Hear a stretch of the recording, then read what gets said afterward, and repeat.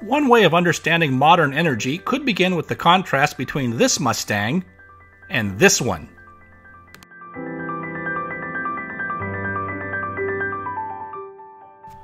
Today's energy systems are so advanced and reliable that we take them for granted. We're so used to lights coming on at the flick of a switch or traveling hundreds of miles in just a few hours that we don't appreciate what goes into making a world our ancestors would have considered miraculous. In fact, the story of the Industrial Revolution, which made possible the rise of the middle class, is the story of harnessing energy in ways unavailable for most of human history. Energy seems simple on the surface. When we hear the word energy, we tend to think of fossil fuels like oil and coal, along with nuclear, hydro, and renewables like wind and solar. But these familiar names are sources of energy, not energy itself. And this is a crucial distinction. So let's start at the beginning with a basic definition. What is energy? It's not electricity or gasoline. Energy is the ability to do work. Throughout most of human history, the ability to do work, to move things or build things and keep warm, was limited by our energy poverty. For thousands of years, our primary source of energy was what human beings could carry and build with their own manual labor. One way to think about how all this changed is to think about the unit we still use to measure the energy capacity of automobile engines: horsepower. Why horsepower?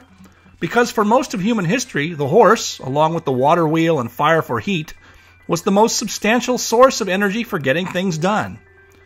Although the average horse is about 7 times heavier than a human being, a horse has 100 times more energy capacity than a human.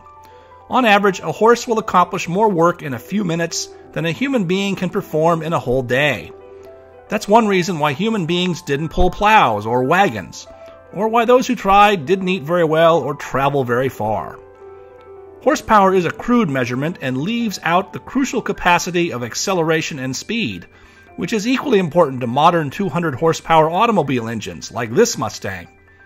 Even if you could harness 200 horses to your SUV, you couldn't get them to gallop to 60 miles an hour in 10 seconds. The saga of the horse opens up the concept of energy density, the concentrated power of different kinds of energy sources. Even though we still measure automobile engines and horsepower, the horse and its uses still represent a primitive and low-density energy system. At the far end of the scale is the modern jet airplane, which obviously does what no number of horses could ever do. The 4 engines of a 747 airplane deliver 350,000 horsepower at takeoff. That would be a lot of oats if you could harness that many horses to a plane, about 10 million pounds worth. There's a lot to the story of how we got from horsepower to jet power to rocket motors in the span of a little more than a century, and we'll look at the first steps in that transition in our next chapter.